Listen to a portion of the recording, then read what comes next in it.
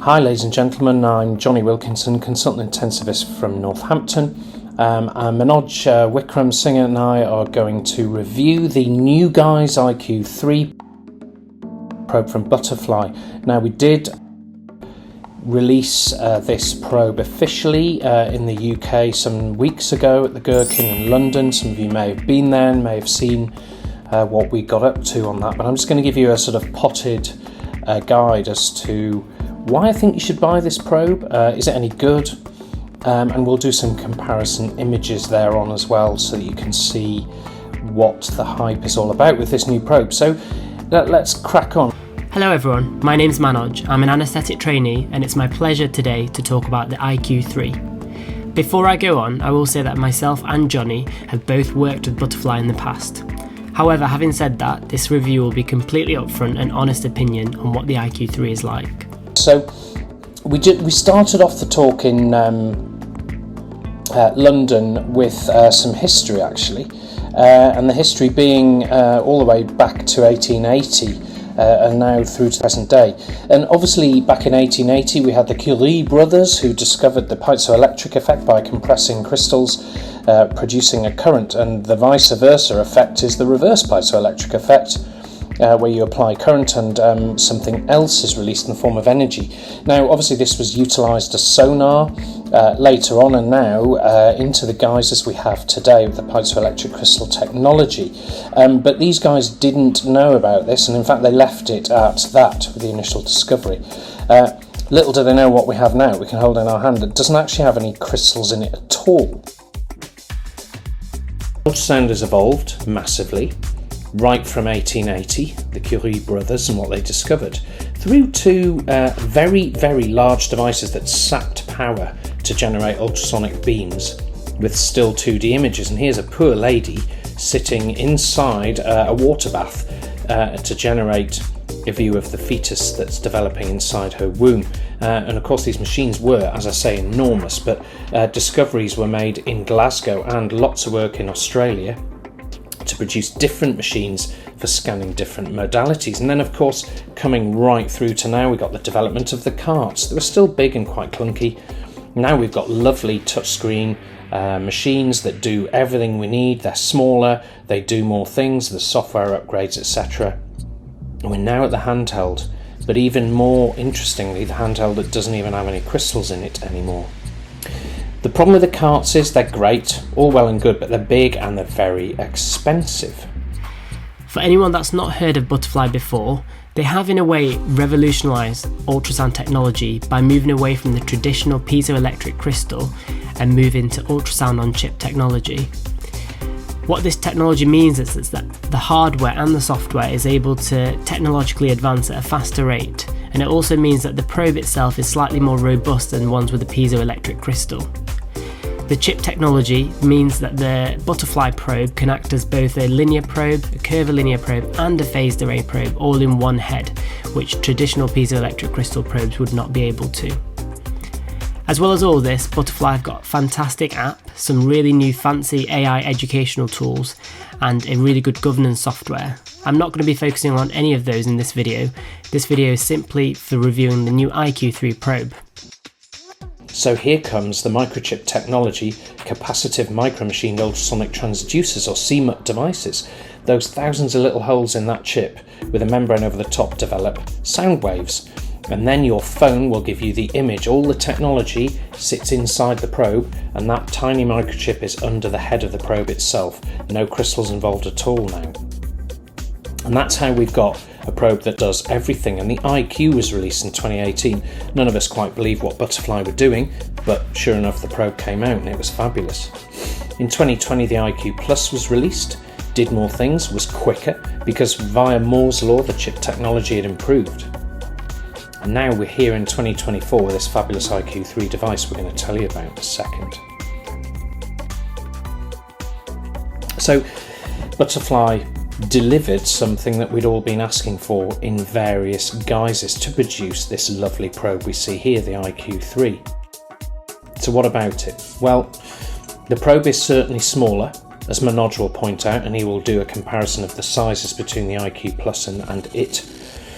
The head is slightly smaller, We had slight issues with the size of the footprint. For cardiac in particular, getting in between the ribs in adults was tricky, but it is smaller. And we've also got a lovely light and ergonomically pleasing probe to hold in our hands. And the buttons in the middle are really good because they are poly-assignable, if you like, so you can have it put the gain up and down, you can have it put the depth up and down, and you can make the central button do things like catch a cine or catch a still clip. So we really like that.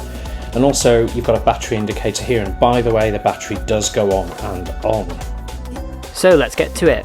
So here's the probe. For anyone that's familiar to the Butterfly, you can see the rough design is pretty similar. It's got a really nice weight to it and feels really good to hold in your hands. Some of the new things with the probe include these buttons that you can see on the front. They can be customised to adjust things like depth, gain, to take stills or cines. Most of the time that I'm using the Butterfly, I've got my phone in the other hand, and it feels very natural for me to change the settings using my phone. So I've not used these a great deal yet, but I can see how this can be really useful when you're doing procedures like lines or blocks where you want the depth or gain adjusting whilst remaining sterile. Now another new thing is the way the cable detaches. This might not seem like a big deal for you, but as someone who's used the iQ Plus for 4 years, the cable for me was a real issue. This new mechanism, it's much easier to detach and swap cables between, say, my phone and my iPad without feeling like you're about to break the probe or the cable. You can see how there's a small button at the back of the probe which allows you to release the cable if you need to. On a similar front, as much as I like the novelty of the iQ Plus wireless charger, I did find that if you knocked it slightly, the charger would disconnect. Now with the iQ3, they've got a magnetic strip charger which is much smaller, much more practical, and I've found that it stays on much better. So here is the iQ Plus, just to visually show you the differences between the probes and how they look.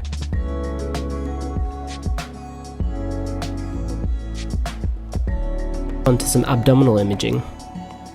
So again, comparing it to the iQ Plus, here's the iQ3 on the left. Nice clear definition of the liver and the kidney and the hepatorenal space. And here's the iQ Plus on the right. And you can see the image quality is much better in the image on the left. Here's the left upper quadrant, again the iQ3 on the left hand side. You can see really nice image quality of the spleen and kidney, something that can be quite hard to spot initially with the stomach in the way.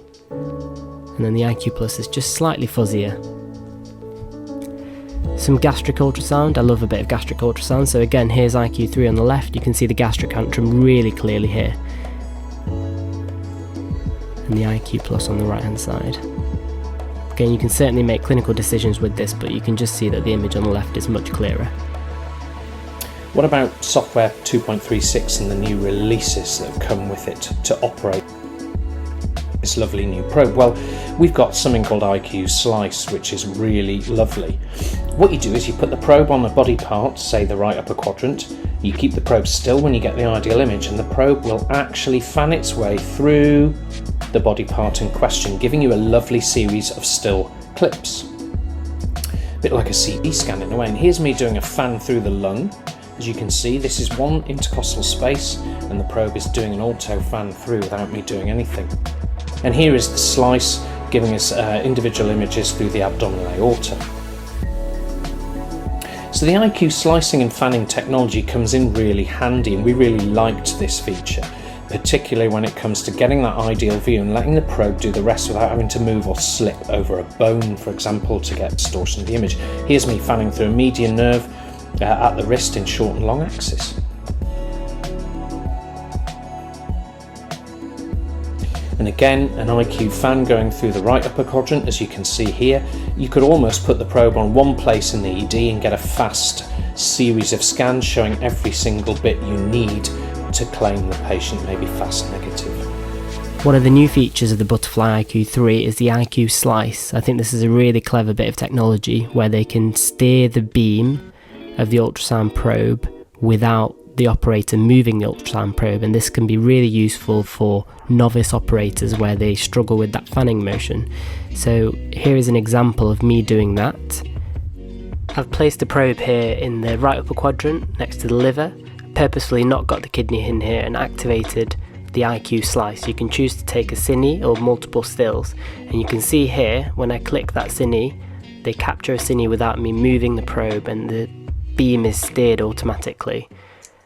So you can go back and then you can play this cine and you can see how it completely sweeps through the liver, including the hepatorenal space. And if you're a novice, this can be incredibly useful where you're trying to spot free fluid or anything.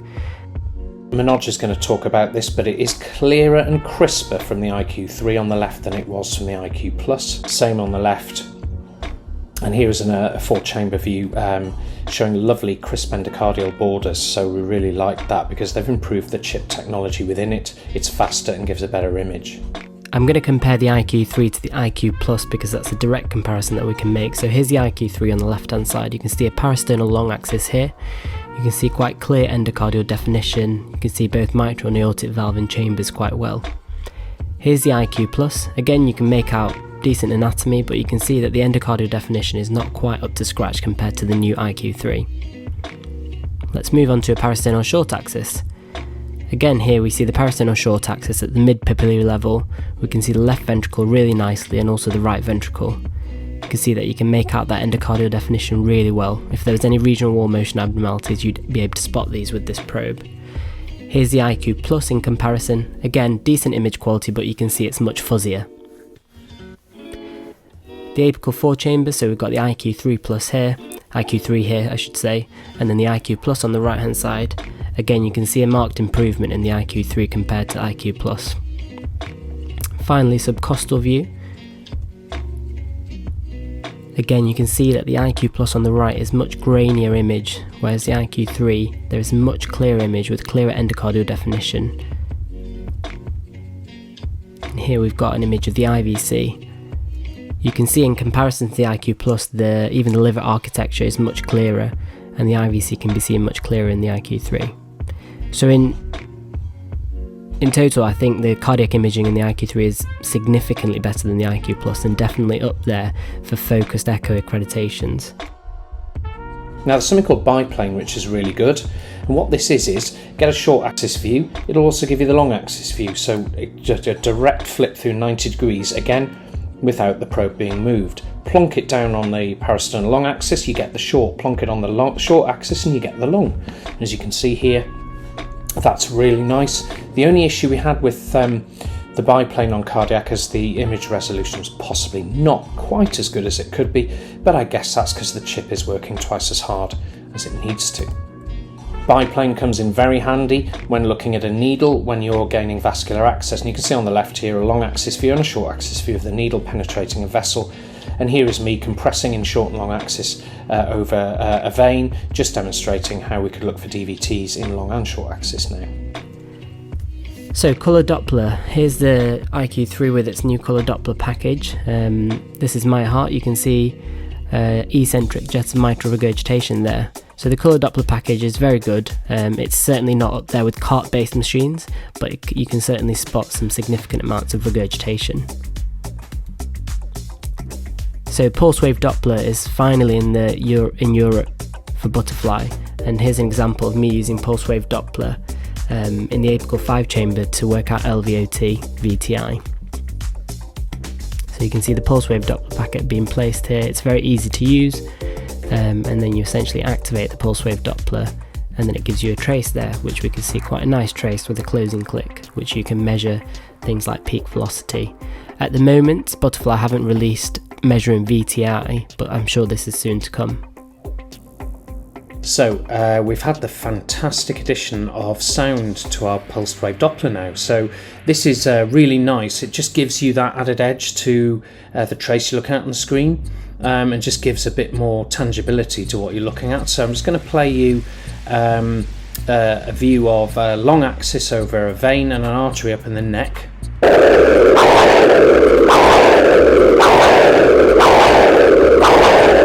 The artery is moving across, running the Doppler, and you'll hear the vein now. Really, really nice, really clear. Mitral inflow. So also really nice, just gives you that additional bit to your armoury when performing pulse wave Doppler. So well done Butterfly for that. Again, image quality and crispness is beautiful for nerve blocks. There's me inserting a pen block on the left side around the hip, and there's an IPAC block being inserted to the right on that image, and that's the intercondylar gap of the femoral condyles and the posterior section of the knee capsule. So it's beautiful for nerve blocks. Again, same thing, get a bit excited about nerve blocks, but here's the interscaling groove, here's some in-plane needling showing the structures beautifully labelled, and I'm hoping soon, along with some of the other companies who I won't name now, but the technology to have artificial intelligence to help us label up nerve structures is going to be really nice, and that's a feature that's forthcoming. And again, what I also keep emphasising is that this is the Tesla of sound probes, in that you get software updates regularly and they will activate something else on the device that's already built in.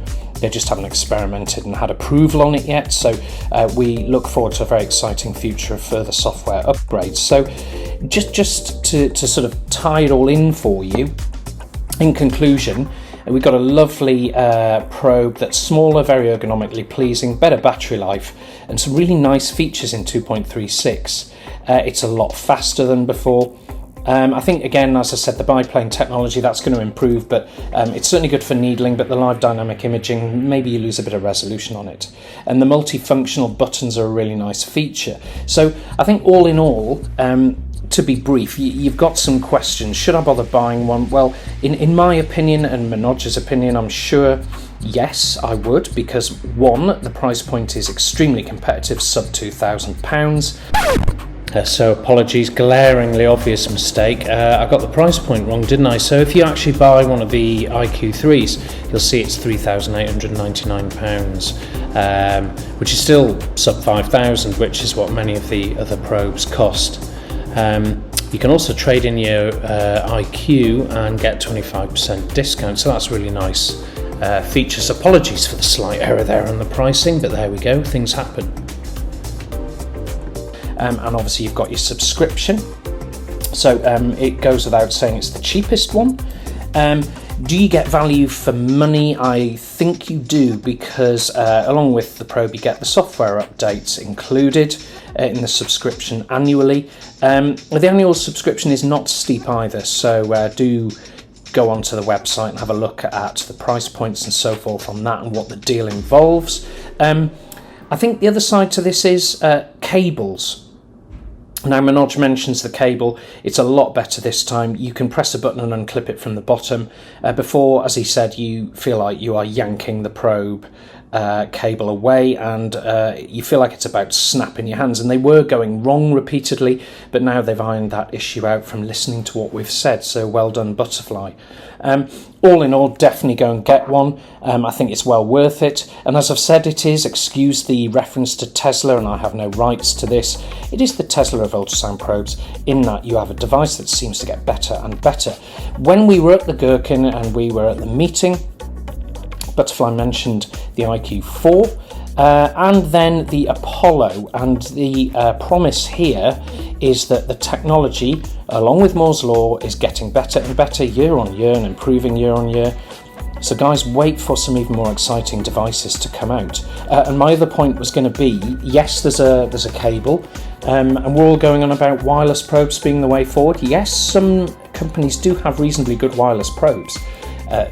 GE Healthcare being one, with the lovely Vscan CL and SL, but actually having this technology with this probe and a cable, it's no biggie. You don't really notice it. Yeah, not having a cable might be good, but let's face it, you don't really trip over a cable when you've got a handheld device using your own iPhone or iPad. So for me, it's not a problem, and actually I think it just means you've got a better battery life. Your device is doing a lot of the work as well, rather than the probe itself powering a crystal underneath the probe head. So all in all, I am going to give this probe, I'm going to give it 9.5 out of 10 actually. And I will ask Manoj what his rating is, because I don't think he's mentioned it at the end. So there you go. Butterfly iQ3 Plus, the iQ3, great device. Go and buy one. So what's my verdict? I can honestly say this is a fantastic bit of kit. Clearly they've worked really hard at Butterfly to improve from the iQ Plus, and you can see that with the image quality. I think for me personally, one of the standout points is image quality with cardiac imaging. I think now On a day-to-day basis, I can use my iQ3 to echo critically ill patients and only need a cart-based machine every now and then when I'm doing advanced echocardiography. This wasn't something I could do with the iQ Plus because the image quality wasn't quite as reliable. Some of the negatives about the new Butterfly iQ3 is that it still has a cable. That's pretty obvious from the video. I understand that this is something that they have to do, but some of the other devices that are out there, such as the GE Scan, is wireless, and I think this clearly has some benefits and perks to it, particularly for procedural things. Another sticking point with Butterfly is that they still have a subscription fee, which obviously becomes more and more expensive for people that are trying to use these handheld devices. I appreciate that a lot of the companies are moving towards subscription fees, and there's basically none that don't have a subscription fee, but this is obviously a negative with the Butterfly as well. Having said all this, I think Butterfly have got numerous unique selling points with its ultrasound on chip technology and all-in-one probe. I think the Butterfly iQ3 now sits as one of the front runners, if not the best point-of-care ultrasound device that you can use that's handheld. So well done to everyone at Butterfly for everything that you've done with this probe. It's a really great bit of kit.